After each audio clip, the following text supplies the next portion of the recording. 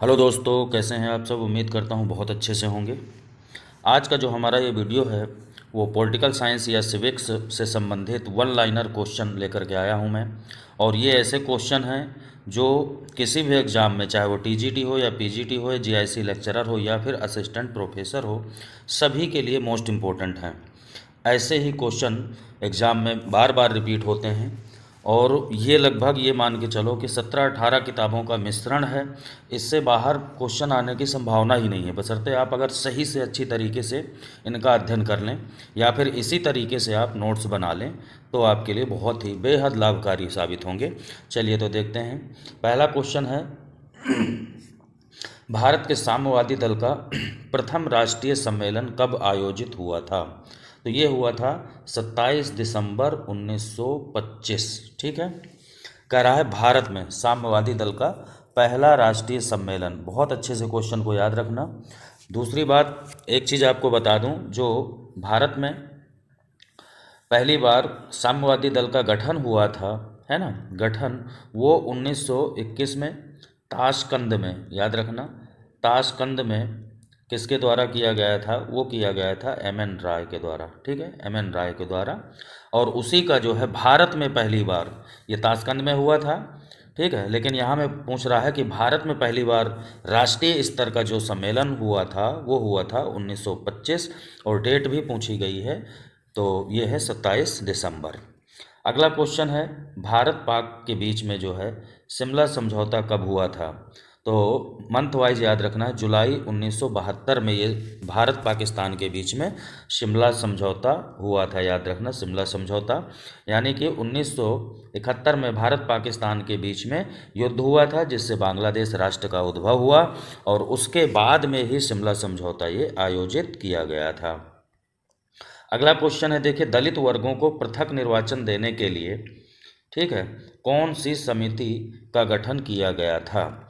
तो वो है लोथियान समिति। याद रखना, कौन सी है, लोथियान समिति। ये मोस्ट इम्पोर्टेंट है, यानी कि दलित वर्गों को अलग से निर्वाचन देने के संबंध में कमेटी का गठन किया गया था, ठीक है, 30 के दशक में, और उसका नाम था लोथियान कमेटी। ये मोस्ट इम्पोर्टेंट है, याद रखना।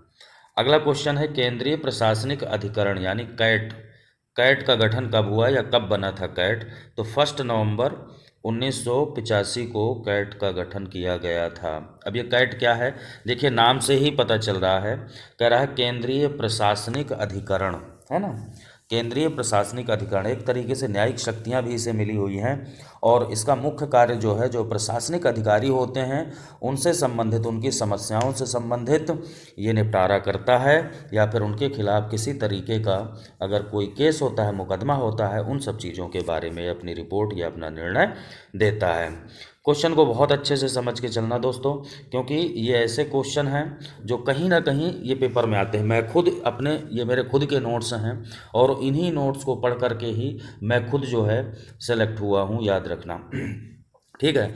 और ऐसे ऐसे नोट्स हैं ये बिल्कुल क्लियर वन लाइनर, यानी पूरी थीम पढ़ने के बाद में मैंने वन लाइनर, ये एक एक लाइन वाले क्वेश्चन तैयार किए। अब इसमें एक क्वेश्चन आ जाता है तो सारी थीम पता होती है कि आखिरकार ये पूरा मैटर क्या है, क्वेश्चन कहाँ से उठा है और क्या कहना चाह रहा है।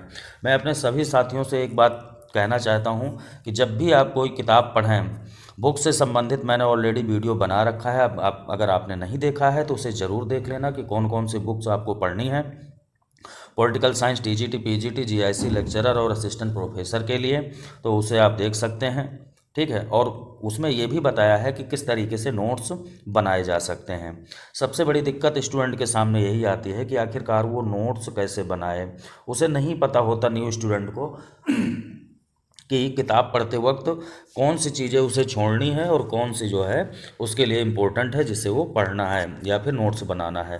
तो उसका पूरा तरीका मैंने वीडियो में बताया है। और इसके अलावा अगर मान लीजिए किसी तरीके की आपको कोई प्रॉब्लम हो रही है, पॉलिटिकल साइंस से संबंधित कोई जानकारी आपको एक्स्ट्रा चाहिए, तो मैंने अपना नंबर भी दिया है वहाँ पर, एक बार फिर दे रहा हूँ, 9997123632 करके मेरा व्हाट्सअप नंबर है। व्हाट्सअप मैसेज करना, कॉल मत करना, क्योंकि कॉल नहीं रिसीव कर पाता जल्दी। तो इससे संबंधित आप सारी जानकारी ले सकते हैं। चलिए तो अगला क्वेश्चन देखते हैं।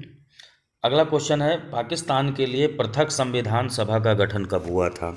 ठीक है, यानी पाकिस्तान के लिए पूछ रहा है। देखिए हम लोग भारत का जरूर पढ़ते हैं, संविधान सभा की पहली बैठक कब हुई, संविधान सभा में कितने मेंबर थे, ये सारी चीज़ें तो हम लोग पढ़ते ही पढ़ते हैं। लेकिन क्वेश्चन अगर आ जाए, क्योंकि भारत से ही अलग हुआ है पाकिस्तान, कि पाकिस्तान का जो है संविधान सभा में का गठन वहाँ पे कब हुआ था, तो याद रखना 10 अगस्त 1947 को। अगला क्वेश्चन देखिए, मिलाने के लिए आते हैं ये मिलान करने से संबंधित होते हैं ये। एक तरफ ये व्यवस्थाएं दे दी जाती हैं और दूसरी तरफ देश दे दिए जाते हैं कि किस देश में किस टाइप की व्यवस्था पाई जाती है। तो पहले देखिए कह रहा है लोक जनतंत्रीय समाजवादी गणतंत्र। ठीक है, तो ये व्यवस्था कहाँ पाई जाती है? चाइना में पाई जाती है। कैसे याद करेंगे इसे? समाजवादी को सिर्फ पहचान लो। ठीक है, चाइना एक कम्युनिस्ट राष्ट्र है, साम्यवादी यानी समाजवादी राष्ट्र है, यहीं से आप पहचान जाएंगे, क्योंकि ना तो जर्मनी, फ्रांस, साउथ अफ्रीका कहीं भी आपको कम्युनिस्ट राष्ट्र नहीं है, ना ही साम्यवादी व्यवस्था यहाँ पाई जाती है। यानी समाजवादी से आप पहचान सकते हैं कि चाइना में ये चीज़ है। अगला क्वेश्चन है, ठीक है, कह रहा है संघीय प्रतिनिध्यात्मक जनतंत्रीय गणतंत्र। ठीक है, तो ये जो है संघात्मक व्यवस्था कहाँ पाई जाती है? जर्मनी में संघीय प्रतिनिधित्व। ठीक है, और जनतंत्र लोकतंत्रीय भी है और गणराज्य भी है, तो ये जर्मनी में है। अगला है अविभाज्य धर्मनिरपेक्ष के नाम से पहचान सकते हैं आप फ्रांस को। धर्मनिरपेक्ष जनतंत्रीय गणराज्य जो है वो फ्रांस में ये व्यवस्था पाई जाती है। दोस्तों एक चीज़ बता दूं, फ्रांस में जो है अध्यक्षात्मक व्यवस्था भी पाई जाती है और जो है संसदात्मक व्यवस्था, दोनों चीज़ें पाई जाती हैं, याद रखना। अध्यक्षात्मक और संसदात्मक दोनों व्यवस्थाओं वाला देश अगर आ जाए तो वो फ्रांस है। अगला है कह रहा है संप्रभु जनतंत्रीय गणराज्य, तो वो है साउथ अफ्रीका। ठीक है, नेक्स्ट क्वेश्चन की तरफ बढ़ते हैं। अगला क्वेश्चन है लैंडर, यानी ये क्या है, कहाँ पाई जाती है? तो ये है जर्मन फेडरल रिपब्लिक, यानी जर्मनी में ये व्यवस्था पाई जाती है। ठीक है, पद होता है प्रोक्यूरोटेट्स, ये जो है चाइना में पाया जाता है। कमीशन डिमोडर्नाइजेशन ये फ्रांस में है, ये आयोग जो है। ठीक है, भारत और अमेरिका के संघवाद की सामान्य विशेषता नहीं है, यानी भारत और अमेरिका में जो संघात्मक व्यवस्था है उनमें कौन सी विशेषता नहीं है, बाकी तो ज़्यादातर होती हैं, कौन सी नहीं है? तो ठीक है, यहाँ कह रहा है संघ तथा राज्यों के बीच शक्ति का विभाजन सेम टू सेम उस तरीके का नहीं है जैसा कि वहाँ पे अमेरिका में पाया जाता है। नेक्स्ट है कौन कल्पित समुदाय की संकल्पना को, ठीक है, उत्तर उपनिवेशी समाजों में राष्ट्रवाद को वर्णित करने के लिए अपर्याप्त पाता है? तो वो है हंस कोहन। ठीक है, ऐसे ऐसे क्वेश्चन बहुत ज़्यादा आते हैं, तो इन्हें अच्छे से चाहे आप नोट्स बना के चलें या फिर अच्छे से आप यहीं पे वीडियो में देख करके पढ़ लें। ठीक है, फिर है देखिए पंचशील समझौता कब संपन्न हुआ था? तो ये हुआ था 29 अप्रैल 1954 को, भारत और चाइना के बीच में पंचशील समझौता जो हुआ था 1954 को, और डेट आ जाए तो 29 अप्रैल। ठीक है, 29 अप्रैल याद रखना।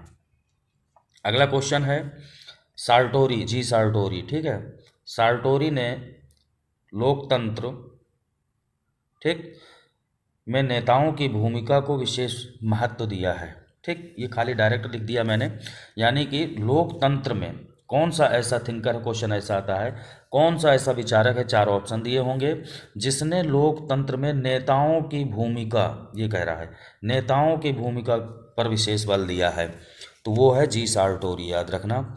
फिर है मार्क्स के अनुसार साम्यवादी राज्य प्रत्येक से उसकी योग्यता के अनुसार लेकर और प्रत्येक को उसकी आवश्यकता के अनुसार देना, तथा समाजवादी राज्य में उसकी योग्यता के अनुसार लेकर और प्रत्येक को उसके कार्य अनुसार देना है। ठीक है, अब देखिए ये है क्या? मार्क्स कह रहा है कि जो साम्यवादी राज्य होगा, ठीक है, साम्यवादी व्यवस्था आएगी। कब आएगी व्यवस्था ये? तो मार्क्स ने बताया है कि प्राचीन काल से ही समाज दो वर्गों में हमेशा बटा रहा है। ठीक है, चाहे वो किसान और जमींदार के बीच हो या मजदूर मालिक के बीच रहा हो। ठीक है, वर्तमान में उसने बताया है सर्वहारा और बुर्जुआ के बीच दो वर्गों में पूरा समाज बटा है। सर्वहारा मतलब सब कुछ हार गया जो, यानी गरीब वर्ग, और पूंजीपति यानी बुर्जुआ वर्ग। ठीक है, इन दोनों के मध्य हमेशा वर्ग संघर्ष चलता रहता है और एक क्रांति होगी मार्क्स के अनुसार, और क्रांति के बाद में पूंजीपति वर्ग का जो है विनाश कर दिया जाएगा। उनके जो उत्पादन के साधन हैं उन साधनों पर सर्वहारा वर्ग कब्जा कर लेगा, है ना, आधिपत्य स्थापित कर लेगा। और उसके बाद जो व्यवस्था बनेगी उसका नाम दिया है मार्क्स ने साम्यवादी राज्य होगा वो। ठीक है, तो ऐसे में क्या है कि उसमें क्या होगा, फिर जितने भी व्यक्ति होंगे साम्यवादी राज्य में, जितने भी लोग होंगे, तो वहाँ पर प्रत्येक से यानी हर व्यक्ति से उसकी योग्यता अनुसार, ठीक है, उसकी योग्यता अनुसार लेकर यानी कि उसकी योग्यता के अनुसार कार्य लिया जाएगा और प्रत्येक को यानी उसे जितनी आवश्यकता होगी उसके अनुसार दिया जाएगा। क्या दिया जाएगा? वेतन यानी धन वगैरह। अब मान लीजिए सपोज दैट मैं अकेला आदमी हूँ, सिंगल आदमी है, एक व्यक्ति है, और मान लीजिए मेरे पास सिर्फ 2 कैंडिडेट है फैमिली में, मात्र 2 व्यक्ति, ठीक है। तो मुझे महीने में अपनी आजीविका चलाने के लिए मान लीजिए 10,000 रुपये की आवश्यकता है, ठीक है, 10,000 की। तो ऐसे में मार्क्स क्या कह रहा है, ठीक से समझो, कि प्रत्येक से उसकी योग्यता अनुसार, यानी जो व्यक्ति है ये सिंगल पर्सन, ये इंजीनियर है मान लो, ठीक है, इंजीनियर की अच्छी खासी सैलरी होती है, लेकिन मार्क्स क्या कह रहा है कि उसकी योग्यता अनुसार, इंजीनियर है तो इंजीनियरिंग का काम करेगा और जितनी उसे आवश्यकता कितनी है, 2 लोगों के लिए यानी 10,000, उसे 10,000 दिया जाएगा। ठीक है, मान लीजिए कोई एक मजदूर है, एक मजदूर मान लेते हैं, उसकी फैमिली में है 10 आदमी, ठीक। तो सीधी सी बात, अगर एक आदमी का खर्चा एवरेज माना जाए, यहाँ हमने 2 लोगों का 10,000 जोड़ा है, तो यानी एक आदमी का 5,000 हो गया, तो यहाँ पे सीधे बैठेगा 50,000। अब मजदूरी हो, भले ही मजदूर जो है अपनी योग्यता अनुसार तो दे ही रहा है, उसकी जितनी योग्यता है, मजदूरी का काम करता है वो, लेकिन आवश्यकता अनुसार प्राप्त करेगा। 10 लोग हैं, उसकी फैमिली में कितने मेंबर हैं? 10 लोग हैं, तो 10 लोगों के हिसाब से उसे 50,000 रुपये दिए जाएंगे। मार्क्स ये कह रहा है यहाँ से यहाँ तक, ठीक है। चलिए उसके बाद फिर देखिए, समाजवादी राज्य में उसकी योग्यता के अनुसार लेकर, ठीक है, योग्यता के अनुसार लिया जाएगा, जो जिसमें योग्यता है, चाहे वो इंजीनियर हो चाहे फिर एक मजदूर हो, और उसके कार्य के अनुसार दिया जाएगा। कार्य मतलब मजदूर मान लीजिए 300 रुपये आप डेली दे रहे हैं, तो उसके कार्य कितना किया है उसने, 300 रुपये का, तो उसे 300 रुपये दिया जाएगा। और एक इंजीनियर का कार्य है, वो दिन में 3,000 का कार्य करता है, तो उसे 3,000 दिए जाएंगे। ये समाजवादी राज्य में होगा, ऐसा मार्क्स ने कहा। उम्मीद करता हूँ कि ये सारी चीज़ें आपको समझ में आ रही होंगी, और अगर समझ में आ रही हैं तो कमेंट ज़रूर किया करें, लाइक ज़रूर कर दिया करें वीडियो को, और शेयर करना तो बिल्कुल भी ना भूला करें। चलिए अगला क्वेश्चन देखते हैं। राजनीति विज्ञान का नियामकीय दृष्टिकोण आधारित है, ठीक है, यानी किस पर आधारित है, तो वो है अनुमात्रिक आधारों को प्राथमिकता देते हुए उन्हें सुदृढ़ करने की आवश्यकता पर। नियामकीय दृष्टिकोण का मतलब ये है, ठीक है, कि जो अनुभव के आधार पर, ठीक है, अनुभाविक, यहाँ देखिए दिया है, अनुभाविक आधारों को अनुभव के आधार पर प्राथमिकता देते हुए, मान लीजिए हम कोई कार्य कर रहे हैं, नियामक का मतलब होता है, ठीक है, नियम बनाने से संबंधित, मान लीजिए कोई प्राधिकार है, प्राधिकारी है, ठीक है, या फिर कोई आयोग है, तो उसमें क्या है, अनुभव के आधार पर जिन जिन चीज़ों को प्राथमिकता देना है उसे सुदृढ़ करने की आवश्यकता पर बल देता है। ये नियामकीय दृष्टिकोण ऐसा बोलता है, ऐसा कहता है। अगला है मार्शल, नागरिकता के लिए एक व्यक्ति एक वोट को, ठीक है, किससे जोड़ता है। याद रखना जो TH मार्शल है, TH मार्शल, अगर कहीं भी नागरिकता से संबंधित क्वेश्चन आ जाए PGT GIC लेक्चरर वगैरह में या फिर असिस्टेंट प्रोफेसर में, तो याद रखना नागरिकता से संबंधित TH मार्शल का एक क्वेश्चन जरूर आता है, और यही आंसर लगा देना, आपका सही हो जाएगा मोस्टली, ठीक है, क्योंकि नागरिकता के संबंध में TH मार्शल ने सबसे अच्छे विचार दिए हैं, और इसी का सिद्धांत इंटरनेशनल पॉलिटिक्स में पढ़ा जाता है अच्छे से नागरिकता को लेकर के। तो कह रहा है कि नागरिकता के लिए एक व्यक्ति एक वोट को किससे जोड़ता है मार्शल, तो वो जोड़ता है पूंजीवाद के संदर्भ में सामाजिक वर्ग और इसका उत्पादोत बाजार, यानी सामाजिक वर्ग और उससे बाजार से संबंधित ये जोड़ता है। अगला क्वेश्चन है, राजनीतिक विकास की प्रक्रिया में भाग लेने वाले प्रमुख अभिकरण कौन कौन से हैं। राजनीतिक विकास यानी पॉलिटिकल डेवलपमेंट की जो प्रक्रिया है उसमें कौन कौन से अभिकरण हैं जो पार्टिसिपेट करते हैं, तो देखिए पहला है क्रांतिकारी राजनीतिक नेतागण, ये भी भाग लेते हैं। राजनीतिक दल जो नॉर्मल पॉलिटिकल पार्टीज़ हैं वो भी भाग लेती हैं। सेना भी है। और आधुनिक नौकरशाही का विकास यानी ब्यूरोक्रेसी भी भाग लेती है। और सद्भावना का विकास, ये भी। लोकप्रिय राजनीतिक सहभागिता का विस्तार, ये सारी चीज़ें जो हैं इसमें राजनीतिक विकास में भाग लेती हैं। अगला क्वेश्चन है, हिंद स्वराज में गांधी व्यक्ति और साथ ही समाज के लिए भी सद्जीवन की संकल्पना को निरूपित करते हैं। ठीक है, अब ये क्वेश्चन इस तरीके से आता है, दो तरीके से क्वेश्चन पूछ सकता है। यहाँ से क्वेश्चन उठाएगा, गांधी व्यक्ति और समाज के लिए सद्जीवन की संकल्पना किस पुस्तक में निरूपित करते हैं, तो वो है हिंद स्वराज। ठीक है, या फिर ऐसे क्वेश्चन पूछा जा सकता है कि हिंद स्वराज में गांधी व्यक्ति और समाज के लिए कौन सी संकल्पना को निरूपित करते हैं, तो वो है सद्जीवन की। याद रखना, दोनों तरीके से क्वेश्चन। सद्जीवन पर बहुत बल दिया है गांधी जी ने, व्यक्ति और समाज दोनों के लिए ही कहा है सद्जीवन यानी अच्छे जीवन के विचार पर, संकल्पना पर गांधी जी ने बल दिया है। अगला क्वेश्चन है, हिंद स्वराज भारत में औपनिवेशिक राज्य के विरुद्ध गांधी के एक लंबे संघर्ष के अनुभव का परिणाम है। ये पुस्तक जो उन्होंने लिखी थी, तो उपनिवेशिक राज्य में जो है गांधी के लिए एक लंबे संघर्ष का अनुभव जो था, उसमें उन्होंने, गांधी जी ने हिंद स्वराज पुस्तक में पूरा का पूरा बखान किया हुआ है। नेक्स्ट क्वेश्चन है, 1921 में गठित प्रेस कमेटी के अध्यक्ष कौन थे? मोस्ट इंपोर्टेंट क्वेश्चन है दोस्तों ये। ठीक है, 1921 में प्रेस कमेटी का गठन किया गया था, तो उसके जो अध्यक्ष थे वो थे तेज बहादुर सप्रू। फिर है द्वितीय गोलमेज सम्मेलन, ये डेट बहुत आती है दोस्तों, डेट अच्छे से याद रखना। 7 सितंबर 1931 को हुआ था द्वितीय गोलमेज सम्मेलन, यही अपने आप में क्वेश्चन बहुत इंपॉर्टेंट है।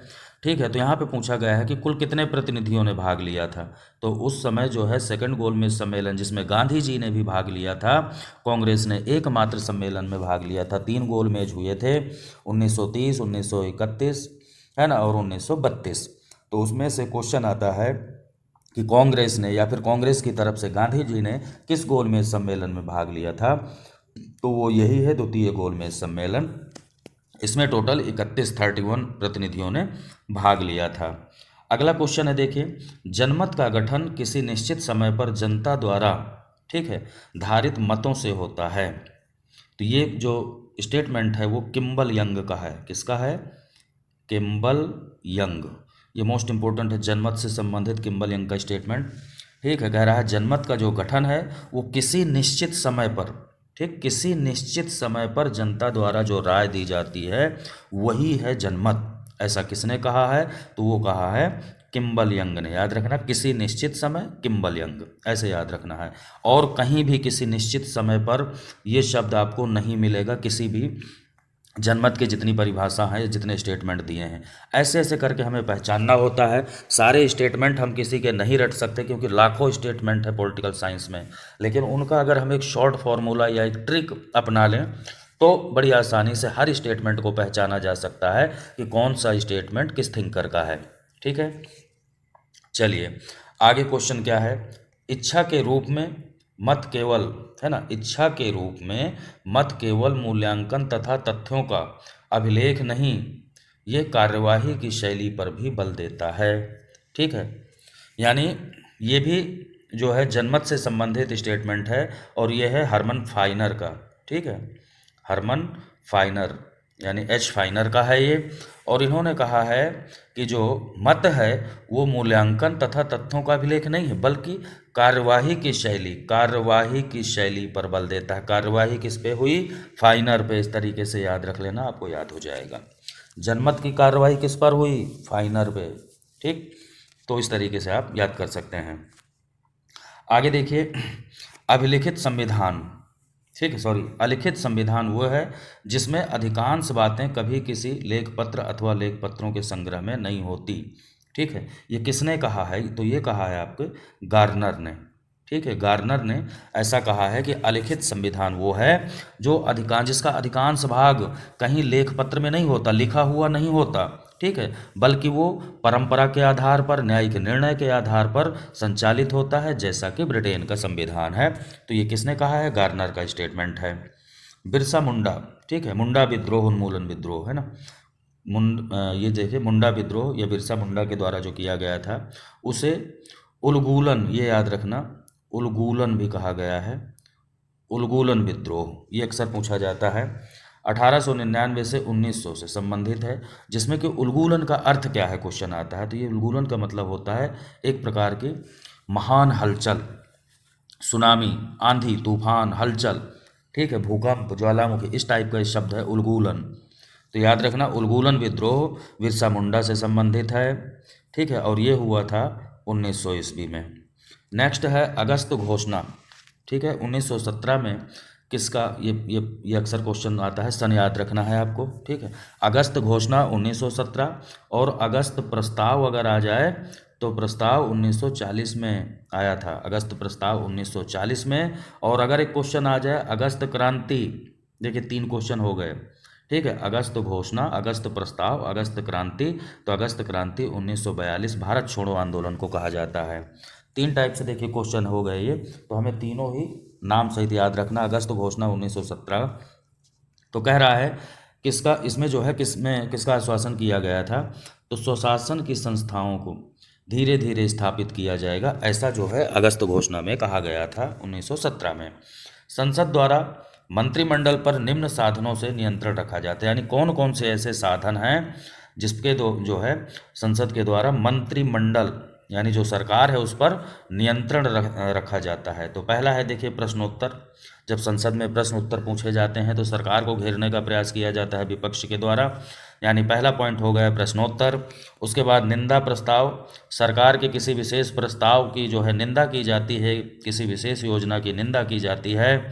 काम रोको प्रस्ताव, बजट पर कटौती प्रस्ताव, प्रशासनिक जांच, अविश्वास प्रस्ताव, ये ऐसे 6 प्रस्ताव हैं जिनके माध्यम से संसद जो है मंत्रिमंडल पर कंट्रोल रखती है, याद रखना। नेक्स्ट है देखिए अगला जो क्वेश्चन है वो है असम, मेघालय, त्रिपुरा और मिजोरम राज्यों के जनजातीय क्षेत्रों के प्रशासन के बारे में विशेष प्रावधान, ठीक है, ये कह रहा है विशेष प्रावधान किया गया है। चलिए आगे है देखिए आर्टिकल 243 घ में पंचायतों, ठीक है, पंचायतों में महिलाओं को 1/3 आरक्षण का प्रावधान किया गया है, यानी महिलाओं को जो 1/3 का आरक्षण मिला हुआ है वो किस आर्टिकल में, तो वो है 243D, ठीक है, 243D या घ में, इस तरीके से क्वेश्चन आता है। नेक्स्ट है देखिए किसने लोकतंत्र को राजनीतिक निर्णय लेने वाली उस संस्थागत में व्यवस्था के रूप में जिसमें व्यक्ति लोगों के मतों के लिए प्रतियोगी संघर्ष के साधन द्वारा निर्णय लेने की शक्ति प्राप्त करते हैं, तो ये स्टेटमेंट है शुम्पीटर का। अगला जो क्वेश्चन है वो है फुकुयामा ने उदारवादी लोकतंत्र के विश्वव्यापी विजय को इतिहास के अंत के रूप, ये भाई मोस्ट इंपॉर्टेंट है, इतिहास के अंत के रूप में किसने वर्णित किया है, क्वेश्चन ये आता है उदारवादी लोकतंत्र की विश्वव्यापी विजय को इतिहास के अंत के रूप में किसने निरूपित किया है, तो वो है फुकुयामा, याद रखना। सामाजिक क्रिया को समझाने के लिए अभिकरण के ऊपर संरचना की प्राथमिकता को स्पष्ट किया है, यानी सामाजिक क्रिया से संबंधित कौन कौन विशेषज्ञ हैं, कौन कौन थिंकर है जो जुड़े हुए हैं, तो वो है Durkheim, Max Weber, Talcott Parsons, Karl Marx, ये जो है सामाजिक क्रिया के बारे में, यानी समाजशास्त्री भी हैं ये और पॉलिटिकल थिंकर भी हैं और सामाजिक क्रिया को समझाने का इन्होंने प्रयास किया है। अगला क्वेश्चन है उग्र नारी अधिकारवादियों की दृष्टि में लैंगिक समानता प्राप्त की जा सकती है, किसके अनुसार, उग्र नारी अधिकारवादी। तो इन्होंने कहा है पितृसत्ता को चुनौती देने से, यानी जो पितृसत्तात्मक समाज है उसको किसने चुनौती दी है, तो वो दिया है उग्र नारी अधिकारवादियों ने, ठीक है। अगला क्वेश्चन है बर्नस्टाइन का संबंध विकासवादी समाज से है, इसने बलपूर्वक क्रांति और सर्वहारा के अधिनायक तंत्र से संबंधित विचारों का खंडन करते हुए, जैसा कि मार्क्स ने कहा है सर्वहारा का अधिनायक तंत्र स्थापित होगा, उसका खंडन किया है किसने, बर्नस्टाइन, करते हुए सामाजिक लोकतंत्र के सिद्धांत का समर्थन किया है। कौन से सिद्धांत का, सामाजिक लोकतंत्र, किसने, बर्नस्टाइन ने। और बर्नस्टाइन को क्या कहा जाता है, बर्नस्टाइन को जो है संशोधनवादी विचारक भी कहा जाता है, याद रखना, संशोधन, ठीक है, तो जो है संशोधन विचारक इसे माना जाता है, यानी मार्क्सवाद में संशोधन किसने किया है, तो वो बर्नस्टाइन ने किया है। मार्क्स की विचारधारा को यानी जो क्रांति की बात करता है मार्क्स उसे, और सर्वहारा के अधिनायक तंत्र की जो बात करता है, इन दोनों का खंडन करके उसमें संशोधन करते हुए कहता है कि सामाजिक लोकतंत्र की स्थापना की जानी चाहिए, ना कि अधिनायक तंत्र की। श्रम नहीं, अगला क्वेश्चन देखिए, बल्कि समाज ही मूल्य का निर्माता है। ये किसने कहा है? तो ये कहा है फेबियनवादियों ने। बहुत सारे फेबियनवादी हैं, सभी का मानना है कि श्रम नहीं होता, समाज ही मूल्य का निर्माता होता है। ठीक है, जबकि मार्क्स कहता है कि श्रम जो है मूल्य का निर्माता होता है। नैबूर ने आदर्शवाद समर्थकों को, ठीक है, जो आदर्शवादी समर्थक हैं उन्हें नैबूर ने क्या कहा है? तो वो कहा है तिमिर पुत्र। ठीक है, तिमिर पुत्र शब्द कह करके इनके लिए प्रयोग किया है, आदर्शवादियों के लिए। किसने? नैबूर ने। गांधी को दार्शनिक अराजकतावादी किसने कहा है? तो ये कहा है जीएन धवन, और ये मोस्ट इंपॉर्टेंट है, गांधी जी को दार्शनिक अराजकतावादी कहा जाता है। अगला क्वेश्चन है, मार्क्सवाद 19वीं शताब्दी के उदारवाद की अवैध तथा विद्रोही संतान है, किसने कहा है? तो ये कहा है सी हंट ने, याद रखना, सी हंट ने ये स्टेटमेंट दिया है। फिर है, सीमाओं में ऐसी हेराफेरी जिसके द्वारा सत्ताधारी दल को यथासंभव अधिक से अधिक स्थान प्राप्त हो, वो क्या कहलाता है? जेरी मैंडरिंग या फिर गैरी मैंडरिंग कहलाता है। ये व्यवस्था कहाँ पाई जाती है? तो ये यूएसए में, यानी संयुक्त राज्य अमेरिका या अमेरिका में पाई जाती है। ठीक है, सत्ताधारी दल जो है कोशिश करता है, जो वर्तमान में दल होता है, सरकार जिसकी होती है, कि उसे अधिक से अधिक मत जो है प्राप्त हों, सीटें प्राप्त हों, तो वो व्यवस्था वहाँ पे अपनाई जाती है, जेरी मैंडरिंग उसे कहा जाता है। नेक्स्ट है, निर्वाचन की सूची प्रणाली। सूची प्रणाली की देखो बात आ रही है। अमेरिका के राष्ट्रपति चुनाव के समय निर्वाचक मंडल के निर्वाचन में प्रत्येक दल अपने अपने निर्वाचक दलों की सूची निकालते हैं। क्वेश्चन ये इस तरीके से आ जाता है कि अमेरिकी राष्ट्रपति के चुनाव के समय जो निर्वाचक मंडल होते हैं उनके निर्वाचन में प्रत्येक दल के द्वारा किस प्रणाली का, ठीक है, उपयोग किया जाता है? तो वो है सूची प्रणाली, याद रखना। जनमत किसी विषय विशेष पर लोगों के विचार को इंगित करता है जब वे एक ही सामाजिक समूह के हो। तो ये है लियोनार्ड डब्ल्यू डोब के द्वारा ये स्टेटमेंट दिया गया था। ठीक, अगला क्वेश्चन है, अनेक मस्तिष्कों की क्रिया प्रतिक्रिया के कारण जनमत सामाजिक उपज है। क्रिया प्रतिक्रिया जिन्स वर्ग, ठीक है, क्रिया प्रतिक्रिया जिन्स वर्ग, ऐसे करके याद रखना, और ये मोस्ट इंपॉर्टेंट स्टेटमेंट है जनमत से संबंधित। आगे देखते हैं। नेक्स्ट जो क्वेश्चन है वो एक व्यक्ति, ठीक है, कह रहा है एक व्यक्ति का जनहित में शासन क्या कहलाता है? एक व्यक्ति, यहाँ देखना, बात को समझना, एक व्यक्ति यानी एक ही व्यक्ति राज करेगा, ठीक है, लेकिन किस टाइप का राज्य होगा वो, किस टाइप का शासन व्यवस्था होगी? जनहित में, पब्लिक में जो शासन होगा उसे क्या कहा जाएगा? राजतंत्र कहा जाता है। अब सोचो, राजतंत्र में राजा एक ही होता है ना। और प्राचीन काल में हम लोग पढ़ते हैं कि जो राजा है उसके लिए जितनी भी प्रजा है वो सभी उसके संतान के बराबर, यानी जनहित में काम करेगा वो। राजा के लिए भी कुछ नियम कानून बनाए गए थे कि सुबह उठ करके सबसे पहले वो स्नान दान करके पूजा पाठ करके और गरीब वर्गों के भोजन की व्यवस्था करेगा। तो ये सब क्या है? जनहित ही तो है। अगला है, एक व्यक्ति का स्वहित यानी खुद के हित में जो शासन हो वो किस टाइप की व्यवस्था होती है? वो होती है तानाशाही, यानी जो निरंकुश शासक होगा वो भी एक ही, लेकिन वो जैसे हिटलर, मुसोलिनी है ना, फिदेल कास्त्रो, सद्दाम हुसैन, ये किस टाइप के हो गए? एक व्यक्ति का ही शासन है, लेकिन किस में? अपना भला देखते हैं, स्वहित, तो वो तानाशाही व्यवस्था कहलाती है। फिर कह रहा है कुछ व्यक्तियों का स्वहित यानी अपने तक सीमित रहना, कुछ लोगों का शासन होगा लेकिन किस टाइप की व्यवस्था होगी? अपना भला देखेंगे, तो उसे कहेंगे गुटतंत्र, याद रखना, गुटतंत्र। और कुछ व्यक्तियों का ही शासन होगा लेकिन वो किस में होगा? जनहित में शासन अगर वो करते हैं, कुछ व्यक्ति मिल करके सरकार चला रहे हैं, तो वो हो जाएगा कुलीन तंत्र। ठीक, अगला क्वेश्चन है, वंश परंपरागत शासन में नहीं है, क्या है? समानता नहीं है। कैसे समानता नहीं है? देखिए, यहाँ पे वंश परंपरागत अगर है तो वहाँ पे सब कुछ पाई जा सकती है लेकिन समानता नहीं है। ठीक है, क्योंकि वंश के आधार पर समानता कहाँ रह गई। वंश के आधार पर मान लीजिए बड़ा पुत्र है तो उसे राजा बना दिया जाता था, तो आम पब्लिक और राजाओं के बीच में या उनके राजघराने के बीच समानता कहाँ रह गई, समानता नहीं है, बाकी सारी चीज़ें हो सकती हैं। नेशन शब्द का जन्म लैटिन भाषा के नेसो से हुआ है, जिसका अर्थ होता है जन्म अथवा वंश के भाव। ठीक है, जिसका अर्थ होता है जन्म अथवा वंश, इस भाव को व्यक्त करता है कौन, नेशन शब्द यानी राष्ट्र।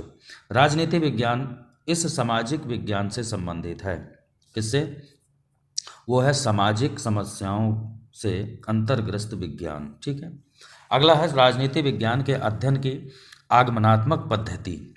ठीक है, आगमनात्मक और निगमनात्मक दो तरीके की पद्धतियां राजनीति में पाई जाती हैं। तो यहाँ पे क्वेश्चन इस तरीके से आता है कि निम्न में से कौन सी आगमनात्मक नहीं है या फिर कौन सी निगमनात्मक नहीं है, ऐसे क्वेश्चन आता है। तो यहाँ देखिए मेन जो दी हैं वो ये है प्रयोगात्मक पद्धति, ये भी है आगमनात्मक, पर्यवेक्षणात्मक पद्धति, ऐतिहासिक पद्धति। अगला क्वेश्चन है भारत में 1919 में पृथक निर्वाचन व्यवस्था किस समुदाय के लिए की गई थी। 1919 में पूछ रहा है पृथक निर्वाचन व्यवस्था, तो वो है सिखों के लिए और मद्रास के गैर ब्राह्मण के लिए जो है ये व्यवस्था की गई थी, याद रखना। ठीक है, नेक्स्ट क्वेश्चन है ब्रिटिश संसद द्वारा अधिकृत व भारत पर शासन के लिए ब्रिटिश संसद में उत्तरदायी कौन था, तो वो था भारत सचिव। ठीक है, भारत सचिव जो 1958 का जो अधिनियम आया था उसमें ये बनाया गया था, तो ये जिम्मेदार था। संविधान सभा में एक देशी रियासत शामिल नहीं हुई थी, वो कौन सी देशी रियासत थी जो संविधान सभा में शामिल नहीं हुई थी, वो थी जूनागढ़ की रियासत, याद रखना, मोस्ट इंपॉर्टेंट क्वेश्चन है ये। आगे देखिए, भारत में संविधान सभा का विचार सबसे पहले दिया गया था, तो ये जो विचार दिया गया था वो 1929 में, ठीक है, मोतीलाल नेहरू की मांग द्वारा। नेक्स्ट है देखिए, बेंथम ने राज्य का विरोध करना उचित ठहराया, किस पर्पज से, मतलब क्यों ऐसा कहा कि राज्य का विरोध किया जा सकता है, लेकिन क्या कंडीशन बताई, उसने कहा कि राज्य द्वारा अगर अधिकारों का हनन किया जाता है, आपके मूलभूत अधिकारों का हनन किया जाता है राज्य के द्वारा या राजा के द्वारा, तो हम उस राज्य को यानी राजा का विरोध कर सकते हैं, ऐसा बेंथम ने जो है कहा है। यानी बेंथम ने किस पर बल दिया, अधिकारों पर बल दिया है, तो ये चीज़ याद रखना। दोस्तों, अगर अभी तक आपने मेरा टेलीग्राम नंबर या चैनल ज्वाइन नहीं किया है तो उसे आप ज्वाइन कर लें, ठीक है, क्योंकि वहाँ पर मैं नोट्स और PDF वगैरह डालता रहता हूँ, तो वहाँ से आपको ये सारी चीज़ें मिल जाएंगी। इसके अलावा एक चीज़ और, PCS मेंस के लिए पॉलिटिकल साइंस और GIC मेंस के लिए मैं एक अलग से ऑनलाइन बैच बना रहा हूँ, जिसमें कुछ सिलेक्टेड स्टूडेंट ही रखे जाएंगे। तो अगर आप जुड़ना चाहते हैं तो मुझे मैसेज में लिख करके बता देना, जैसा भी हो, ठीक है। और प्री के लिए TGT PGT GIC लेक्चरर और जो है असिस्टेंट प्रोफेसर या फिर नेट के लिए जो प्री की तैयारी है, यानी जो पेपर होता है ऑब्जेक्टिव टाइप, उसके लिए अगर आप तैयारी कर रहे हैं तो भी मुझे कमेंट बॉक्स में ज़रूर लिखना और टेलीग्राम चैनल से आप जुड़ जाएं, ठीक है। चलिए अगला क्वेश्चन देखते हैं। कह रहा है राल्स ने न्याय के नियमों का पता लगाने के लिए अनुबंध मूलक समाज दर्शन का अनुसरण किया। ये क्वेश्चन अक्सर आता है कि राल्स ने न्याय के नियमों का पता लगाने के लिए किस दर्शन का समर्थन किया है, तो वो जो दर्शन है वो है अनुबंध मूलक दर्शन, ठीक है, यानी सामाजिक समझौता, कॉन्ट्रैक्ट वाले, अनुबंध वाले, उसको जो है समर्थन किया है राल्स ने। तो दोस्तों ये वीडियो कैसा रहा मुझे ज़रूर बताना, और आपकी किसी भी तरीके की जो प्रतिक्रिया है वो कमेंट बॉक्स में ज़रूर लिखा करें। चैनल को अगर अभी तक सब्सक्राइब नहीं किया है तो सब्सक्राइब कर लें, बेल आइकन को प्रेस करना ना भूलें, जिससे आने वाले सभी नोटिफिकेशन आपको मिलती रहे। जय हिंद।